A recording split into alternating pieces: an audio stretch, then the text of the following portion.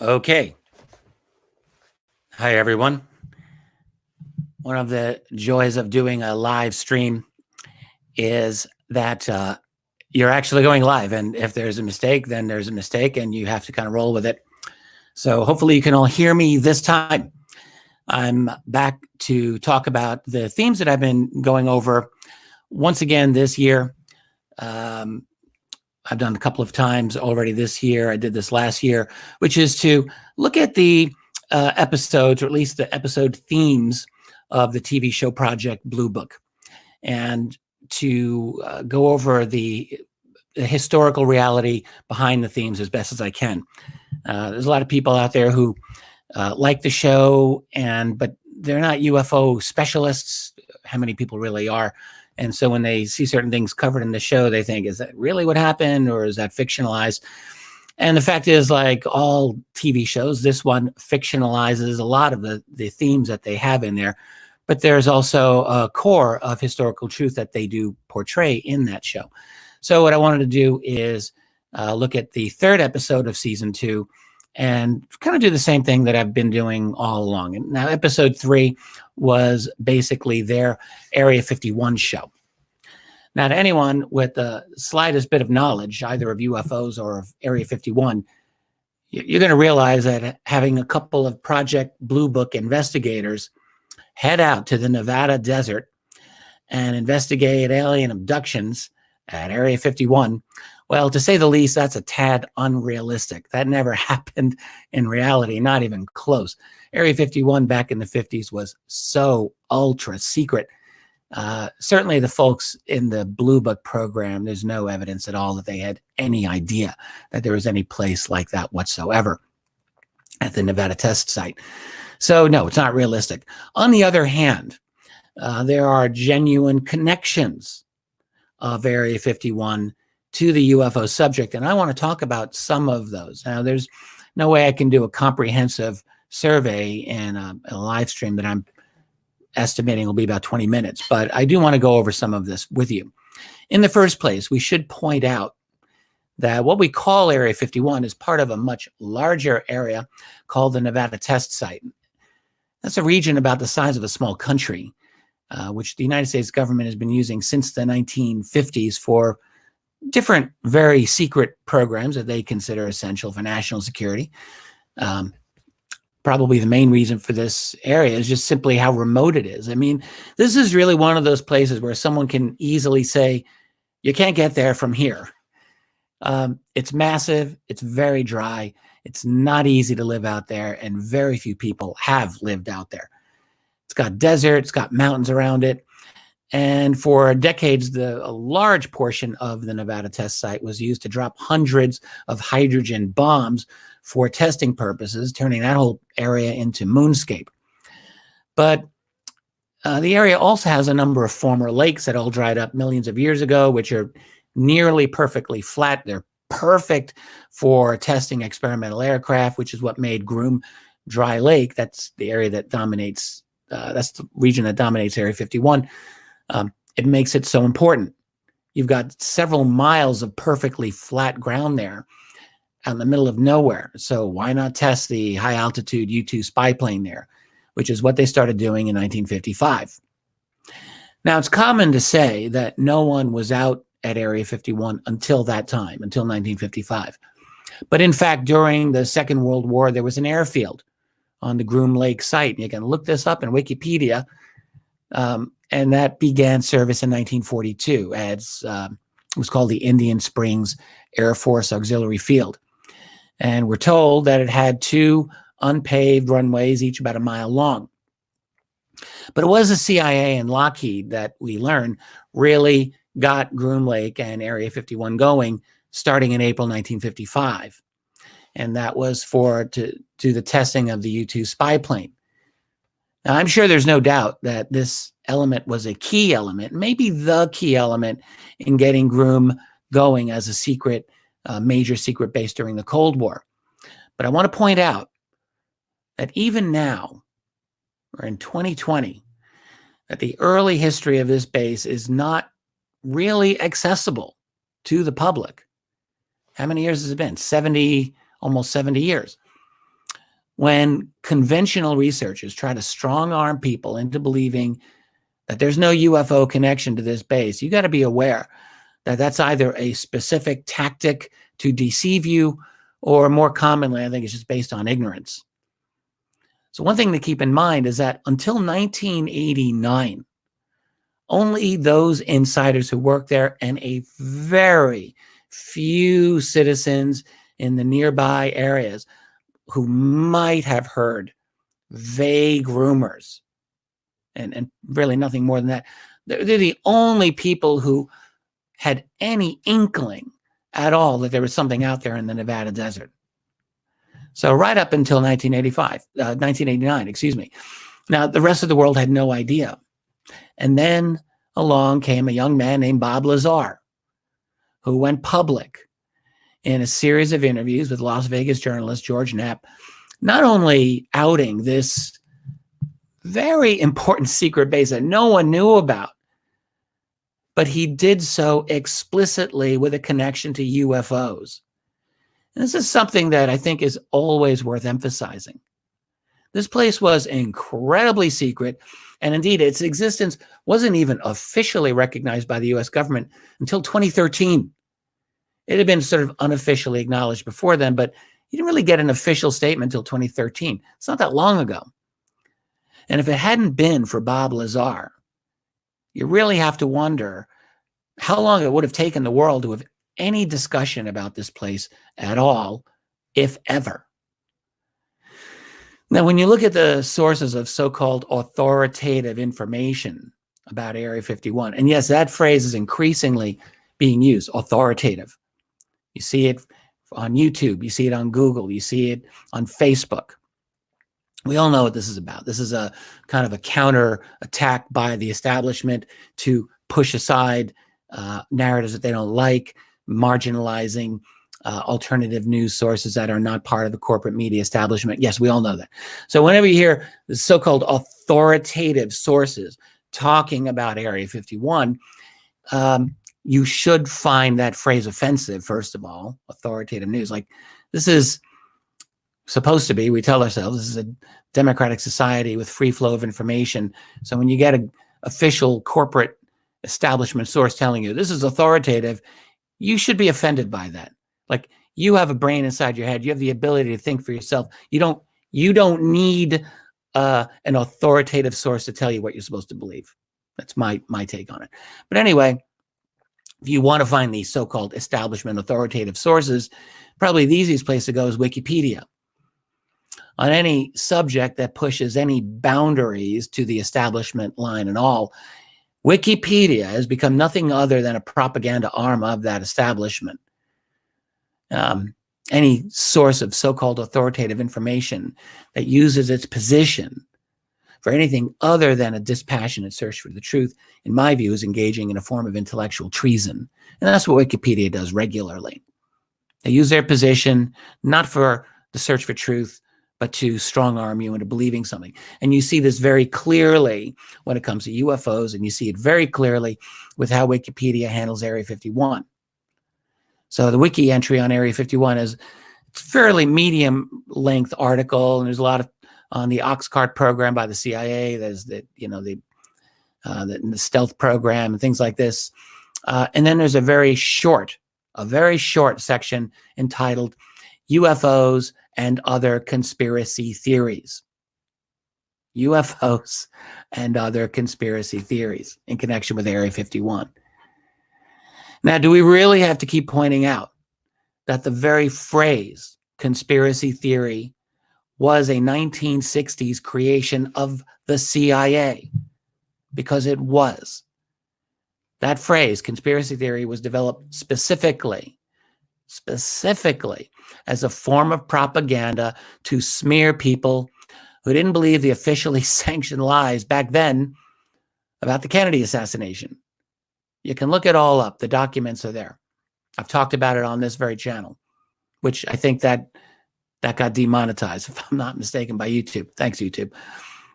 Anyway, the phrase conspiracy theory has been used ever since, first by the lackeys in the mainstream media who were explicitly working for the CIA through things like Operation Mockingbird and undoubtedly related activities to influence the media. Oh, yes. But ever since then, by the dumb journalists and other media people who just don't know any better. You see this phrase everywhere, conspiracy theory. And whenever you see it, be assured that the person using it is too intellectually lazy to be even worth listening to.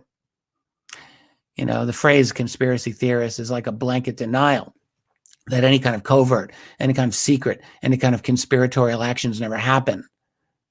I've talked about this whole sham idea of conspiracy theories before. And, you know, I'll talk about it again, I'm sure. But back to the Wikipedia piece. Most of that short segment dealing with UFOs in the Area 51 entry, they just list a couple of bullet points of alleged UFO connections to the base, and a few other connections that are even more far out, like time travel. So they lump all of that together.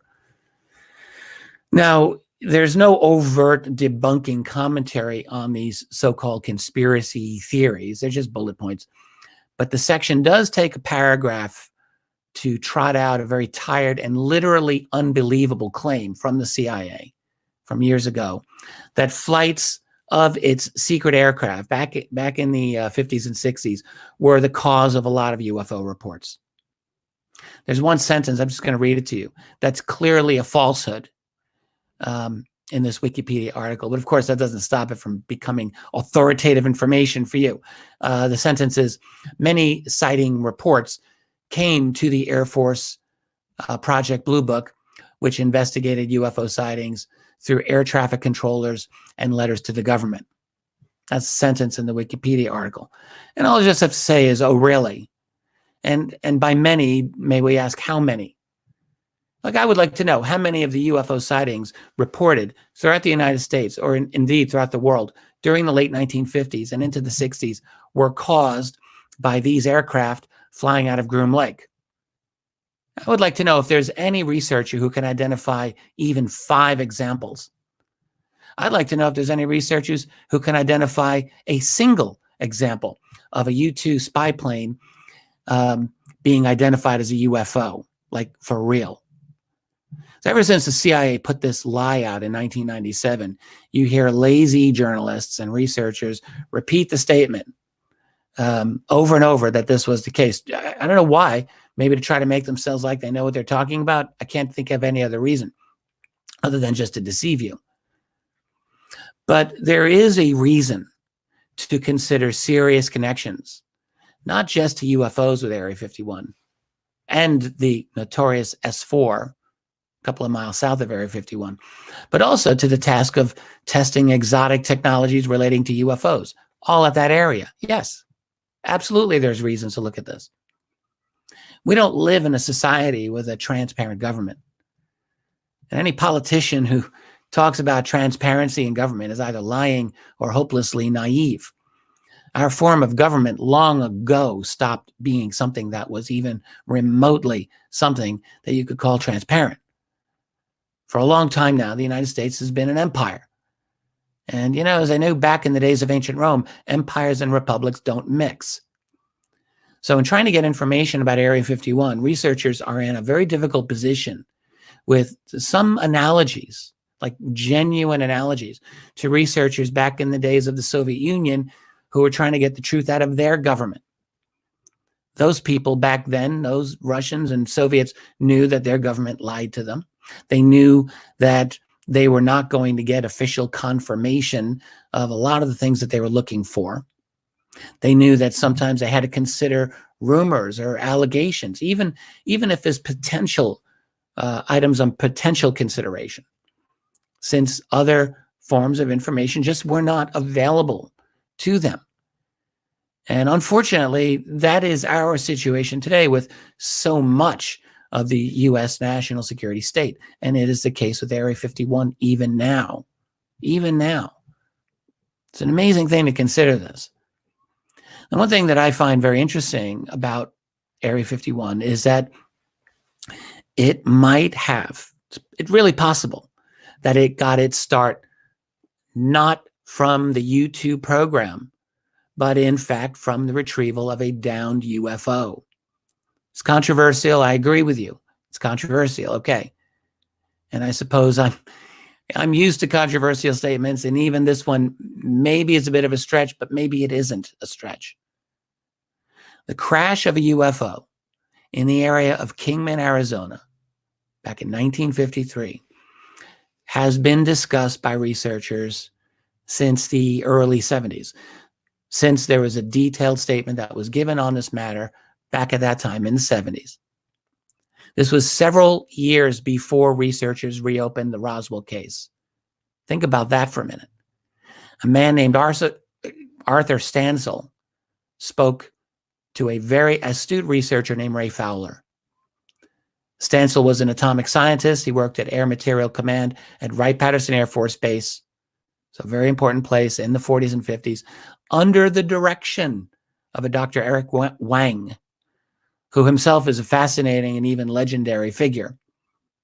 Stansel told Ray Fowler about how he was on a temporary assignment at Indian Springs in Nevada. It's very close to Area 51. In May 1953, when he was ordered, along with a number of other scientists, to a remote crash site. They were flown first, and then they were driven in a sealed-off bus. And their job was to study an object that was there. They were told by an Air Force colonel that this was an experimental U.S. aircraft that had crashed. But when Stansel got to it, and he was told to look at it, it was a classic flying saucer embedded about 20 inches into the sand, into the desert, he said. Fully intact and possibly even undamaged, he said.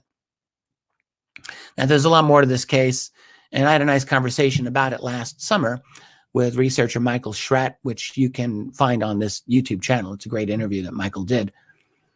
But what's interesting here is what apparently happened to the craft when it was recovered by the U.S. military. According to the researcher Harry Drew, who is really the only person in recent years who has gone deeply into this case, Harry Drew, there is a decent case to be made that this craft was brought to the Nevada test site, and specifically the place we now call Area 51. This would be 2 full years before anything was supposed to be going on there. And yes, it's controversial for sure. I mean, after all, we don't have anything in the way of official documentation to support it.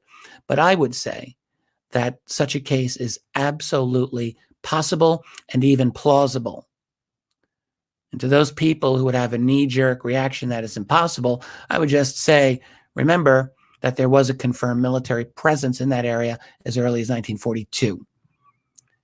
Could there have been a couple of early hangars out there to have housed such an object? I think absolutely there could have been. I would find it entirely fitting, frankly, if the Kingman craft were brought to Area 51 in 1953. Again, this region came to our attention through the subject of UFOs by Bob Lazar, who talked about UFOs being there and attempts to reverse engineer the technology of UFOs. That's the whole Bob Lazar story. And I will add that the journalist George Knapp told me more than once, and I'm sure he's told other people, that over the years he has spoken to at least 24 other Groom Lake Area 51 insiders who have corroborated key elements of Bob Lazar's claims, although none of those people were ever willing to go public. And George Knapp has talked about this, I think, quite a lot. And then you have the statements and observations of aviation journalist James Goodall, who I've also interviewed on this channel. James Goodall collected a number of amazing interviews and statements from Area 51 insiders over the years, back in the 80s and 90s. The one that sticks in my memory is the most maybe amazing statement was from a man who had over a decade of experience at Groom. And he said to Goodall, quote, "We have things in the Nevada desert that would make George Lucas envious." And that was made during the 1980s, mid-80s. There's another informant who told Goodall, better than Star Wars, Star Trek, or anything you see in the movies. Better than Star Wars or Star Trek, things that would make George Lucas envious. Now, wow, that's just a wow statement. Pardon me. And I would encourage you, actually, go back to the interview that I did with James Goodall on this channel. It was an incredible interview. He was amazing. And he was very forthright about, the likelihood of alien tech at places like Area 51. And Goodall, I mean, aside from a UFO investigator, he's an aviation journalist legend. So he's really worth listening to on this. Now, there's a lot more evidence and testimony than even Lazar and Goodall. You got the statements of Bill Uhouse, who was a test pilot. He was a mechanical engineer at Area 51. He claimed, but he's worth listening to here, to have worked in part with a live alien being, J-Rod, to build a flight simulator to train pilots to fly advanced U.S. aircraft, particularly some of the advanced, even stealth aircraft. Not necessarily all flying saucers, by the way, although he's got stories about that. But the tech, he said, came from research from the attempt to understand a UFO recovered from Kingman, Arizona in 1953. That was Uhouse. So once again, you've got the UFO Area 51 connection. Now, again, it's not my goal here to list all the UFO or alien connections to Area 51. I think there are a number of other locations that also have strong connections to UFOs, probably starting with Wright-Patterson Air Force Base itself in Dayton, Ohio. But Area 51 definitely belongs in the conversation. I think it's a shame that even now we know so little about the history of the base and what has gone on there. You can argue, of course, that the truth is so dramatic, it's so important, and maybe even so dreadful that the public must never know the truth. Well, I would guess with some confidence that there are those people on the inside in the know who do feel this way. You could even consider the possibility that if you think long and hard on it, that maybe those people have a point. Is it true that some facts, some realities would be genuinely disruptive to us, to our society, in a bad way if they were widely known? And I'll leave that up to you to think about. But I would say, in response to that position, the following statement. I would say that attempts to hide the truth can only go so far until they corrupt those who are suppressing that truth, and perhaps most importantly, corrupting the societies that they think they're trying to protect. There's a reason that ever since the dawn of human civilization, we have associated truth with light, and we've associated secrecy and lies with darkness. Without truth, we're blind. That's the thing. That's why truth is like light, because with it, we see properly, and without it, we're blind. We can't really see things as they properly are if we don't see the truth. We're like those fools living in Plato's cave who think that the shadows they see on the wall in front of them are the actual representations of reality. And by the way, the rest of Plato's parable here is quite instructive, because in that story, when one of those people finds his way out of the cave, his experience with the bright sunlight at first is very painful. It's disorienting. It's uncomfortable. But then he starts to realize something, that this is actually the reality, that the things he sees are the real things, and that he'd been living in a fantasy world for his whole life. He can finally see things properly. And moreover, when he tries to liberate the others in the cave, he goes back in there, tries to get them out. He meets with all kinds of resistance. Those people don't want the truth. They're comfortable with their illusions. That's what they know. So over 2,000 years later, and Plato's story of the cave remains a brilliant analogy to our situation today. We are spoon-fed illusions. And the history and reality of places like Area 51 are shielded by those illusions. I believe that there will be a day when we learn the enormity of what has been concealed there. Make no mistake, it will happen. I don't know when, but I know that as sure as the sun will shine when the day is new, that the truth can't be buried forever. Well, I've enjoyed being here with you. If you like what I do on this channel and the things that I put up here, I would please say like this video, subscribe to my channel. It's free. It's YouTube. And come by my website sometime as well at richarddolanmembers.com and richarddolanpress.com. I've got a lot going on in both of those places. Always putting up new content, particularly at Richard Dolan Members. A lot of free content there. By all means, stop by. And again, I'd like to thank you for being here with me today. Catch you later. Bye-bye.